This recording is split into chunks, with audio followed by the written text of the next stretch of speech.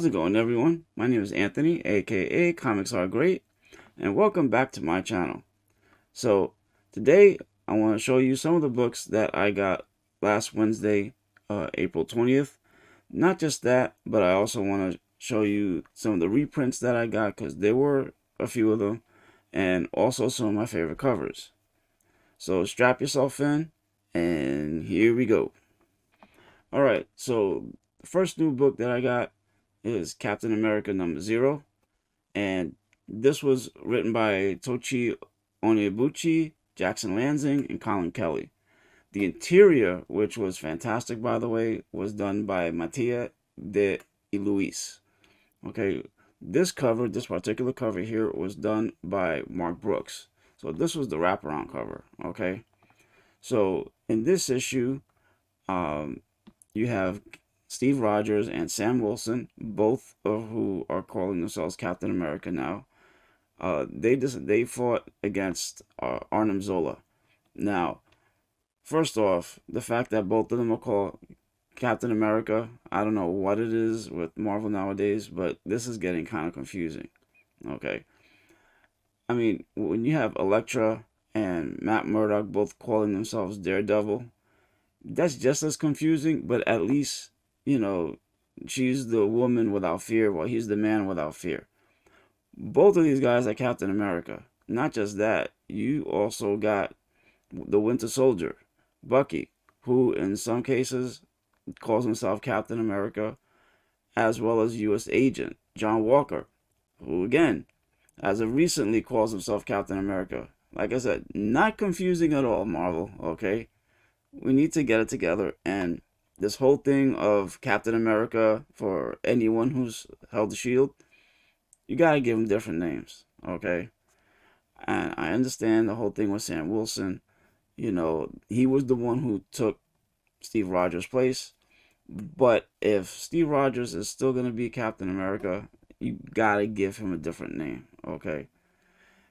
In any case, oh, sorry about the clicking in the background. I'm currently pressing, so well, I'm gonna have to find a different way to deal with this sound. In any case, so they fight against Arnim Zola, and of course, it flashes back, or harkens back at least, to when Steve Rogers and Bucky fought against the Red Skull, and Steve Rogers got blown up by the rocket, and he was in suspended animation for quite a few years. So, you know, this obviously plays with Steve Rogers' emotions a bit, but he gets through it, thankfully, you know, with Sam Wilson, and, you know, they saved the day. So, but most importantly, this issue is a lead-in issue, okay? So, starting next month, there's going to be a new series called Captain America, Symbol of Truth, okay? And this one is going to star Sam Wilson, okay? So he's getting his own series as Captain America. And this one's going to be out on May 11th, all right? And the following month, we're going to have Captain America, Sentinel of Liberty, okay? And this is coming out on June 15th. So you have Sam Wilson on one cover, at least, starting in May, and Steve Rogers on another cover starting in June. So you have two different series, and like I said, the one that came out last week was the Mark Brooks cover, okay? That was actually the D cover. You know, so there were a bunch of other covers, obviously, you know, and I'm sure that there'll be a number of covers for Sam Wilson and the Steve Rogers variant. I mean, Steve Rogers series. Okay. So, second book that I want to talk about is Hulk #6. So, this is the final issue of the Smastronaut storyline. This was written by Donny Cates, and this was drawn by Ryan Ottley and Cliff Rathburn. Now, I haven't exactly read the whole 6 issues of this series. I read the last 2, and I don't know when the Hulk became a spaceship.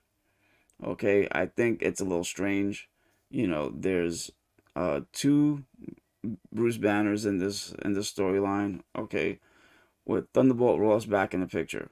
But like I said, the Hulk's body is a spaceship. The banner from our timeline, is doing something else, okay, and then there's an old Bruce Banner with a patch on his eye, okay, and instead of Hulk's running around in his timeline, there's a bunch of abominations. He never becomes the Hulk, okay, but just like the same old story, Bruce Banner is he wants to do good by the world. He wants to do something good with the Hulk.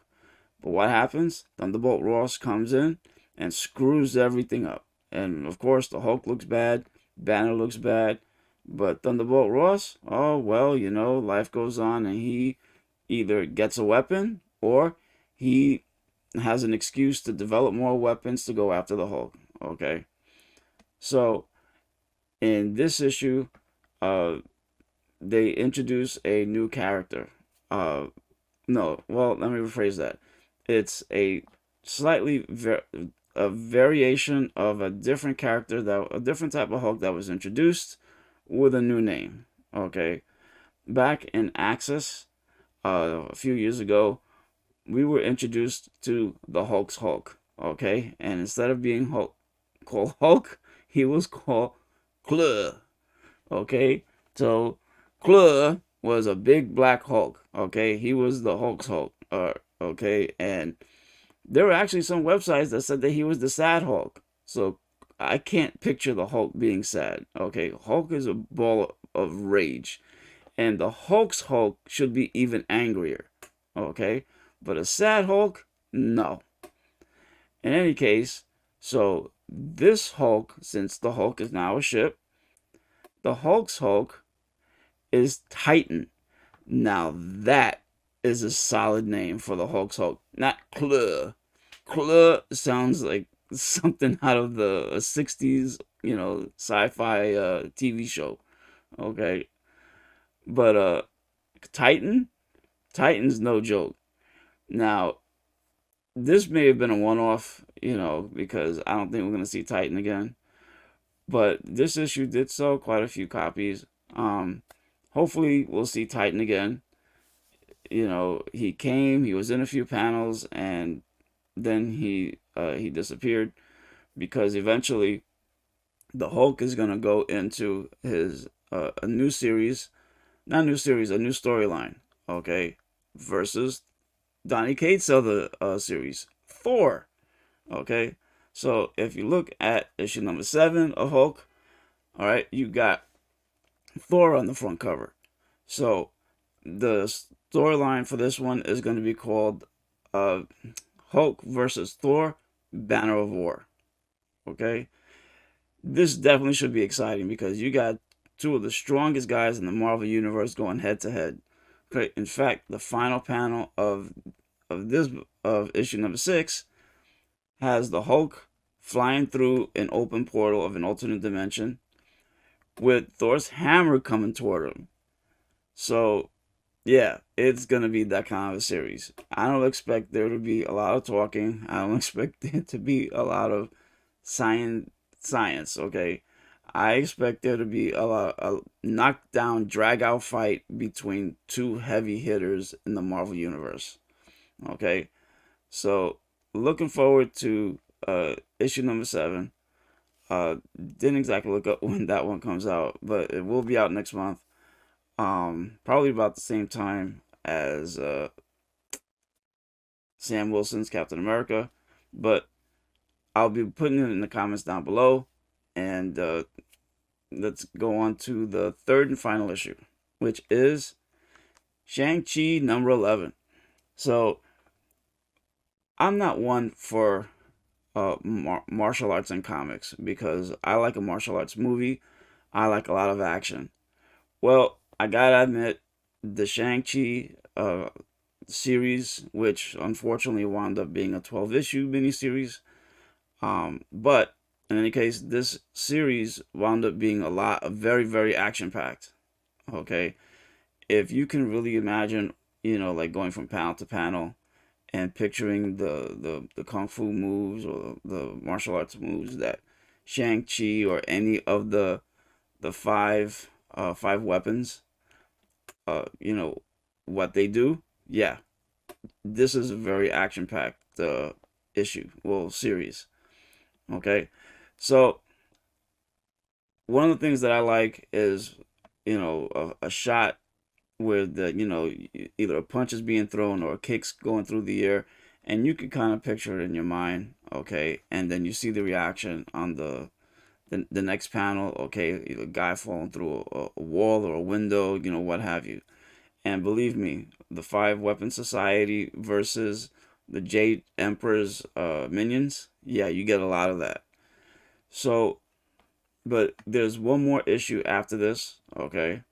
So this is pretty much, this issue sets up what's to come. So, there will be a new series after this is done, okay? And I'm not gonna spoil what it is, but for this one, uh, there's this guy named Chieftain Zin, who I believe is Shang-Chi's grandfather. He's had it out for Shang-Chi, okay? And he wants power. So Shang-Chi's Five Weapon Society had a falling out, okay? They didn't like how he was doing things, and some truths came out. So, but slowly but surely, everyone's back together. Shang-Chi is back in charge, and now he's trying to get the 10 rings because that's the only way that he's going to defeat the Jade Emperor. So, in Shang-Chi number 12, that you see, whoops, wrong one, that you see right here, obviously sees him looking a little evil with the 10 rings around him. Now, the 10 rings can corrupt you, as they did his father. So, his father is in hell and somehow manages to talk to Shang-Chi in this issue. And he leads them toward the 10 rings because, you know, Shang-Chi gets his butt kicked. Now, as much as he doesn't want to touch the 10 rings and he doesn't want to be like his father, but in order to defeat the Jade Emperor, like I said, he needs to use those 10 rings.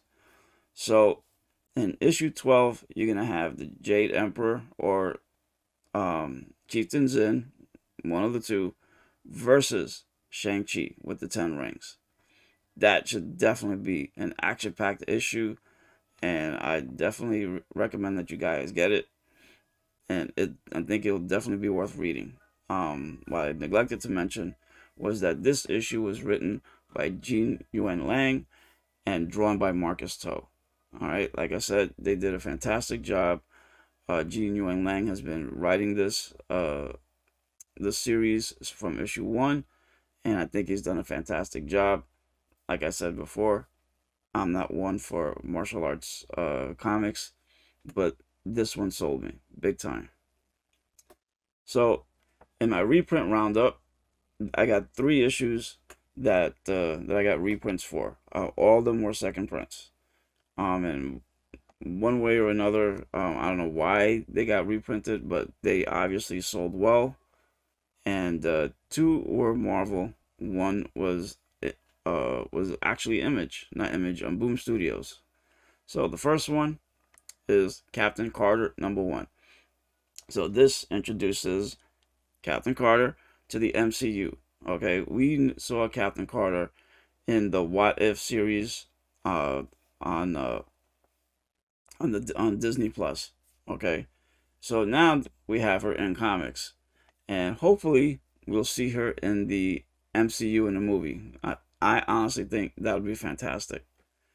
So the second reprint is House of Slaughter #5. This was drawn by Werther Dell'Edera. A fantastic cover.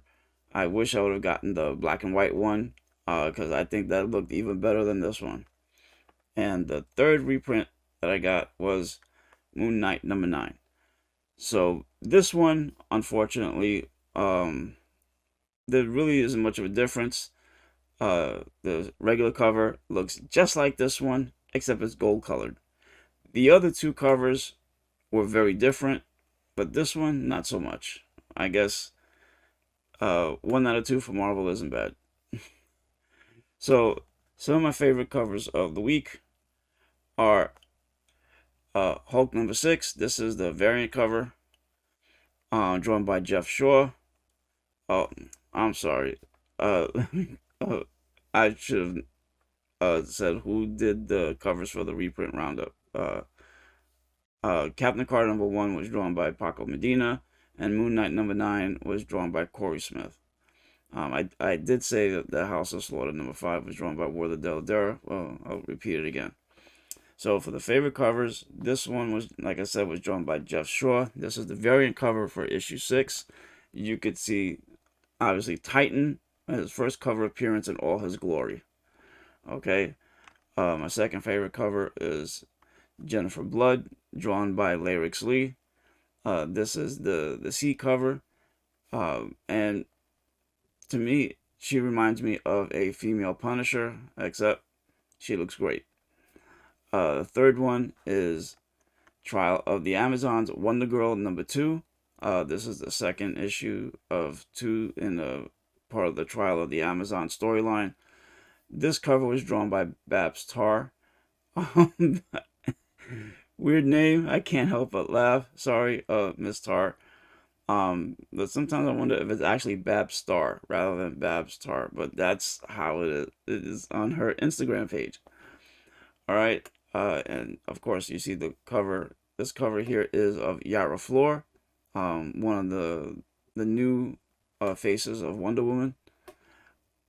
And the last one is Wolverine number 20, the Shades cover, drawn by Jorge Fornes. Now, I'm not one for getting the Shades covers, but for me, this is my pick of the week. Okay? There's something about Wolverine's claws coming in through the shades, and he's looking down, and he's just like checking out the window, and he's warning anyone who comes near his window that I'm gonna gut you if you come any closer. Okay, there's something that's just badass about it. Okay, all the other ones just look like if they're looking across the street trying to be nosy. But this is definitely not being nosy. This is just warning you that he's gonna gut you like a stuck pig, and you're gonna die. And that's all there is to it. All right. So, I'm looking forward to this week's picks. Well, some of this week's books. There's gonna be a lot of them. Just give me 1 second. All right, so some of this week's comics that are coming out are Amazing Spider-Man number 1. This is the Patrick Gleason variant of the Queen Goblin. Yes, we're starting over with Spider-Man once again, but hopefully this time around it'll be a lot better. Okay, and next we have the second issue of Batman Beyond the White Knight, by Sean Murphy. This has been fantastic read so far. All the series have, and they've each gotten better, and this is no exception. Next one is Tom Taylor's Dark Knights of Steel number 6, alternate universe of the Superman, Batman, Wonder Woman, Supergirl, all in the old England era, where there's knights and everything. Okay, another fantastic miniseries by Tom Taylor. Deathstroke Incorporated number 8. This is the third part of the Shadow War storyline, where we saw the death of Ra's al Ghul, possibly. This cover is drawn by John Boy Myers, and definitely been looking forward to this one. It was sad that it didn't come out last week. I was really hoping it would, but we're getting it this week, along with Robin number 13, which is part 4. So at least we're getting 2 parts to Shadow War. Also, Gunslinger Spawn number 7, and honestly, I would have gotten this, but this cover just wants me to get it even more. This is an awesome cover of the week I'm already announcing it. All right, and last but not least, finally, the Last Ronin number 5. This has been the longest 5-issue series that I've ever seen, and after a year and a half, we're finally getting the last issue. You know, I mean, this is bad. This has been really bad. I mean, the storyline's been great, but the fact that issue 4 came out more than 4 months ago is pretty sad. All right, but like I said, this is the last issue. So so there's other comics that are coming out this Wednesday, but looking forward to this week. It's gonna be a fantastic week, like I said. So hope you all enjoyed it. Okay, I know that I can be a little chatty, and glad that you guys stopped by. So tonight there's gonna be Mondo Mail Call. Not sorry, not Mondo Mail Call. Is Fanime Talk with Team NerdHerd as well as Cover Lovers. And then Thursday night we're gonna have Mondo Mail Call. So check us out. You'll see two of those links in the comments down below. All right. Hopefully I'll get to my video a little earlier this time around, so that way, you know, you're not gonna have to look back at the books that you got from last week, you know, and you're watching this, you know, the week after. All right. So I hope you all have a great week. You know, and like we say on Team NerdHerd, if you want to do it right, collect what you like. But not just that, over here, remember, comics are great, and so are you. Later.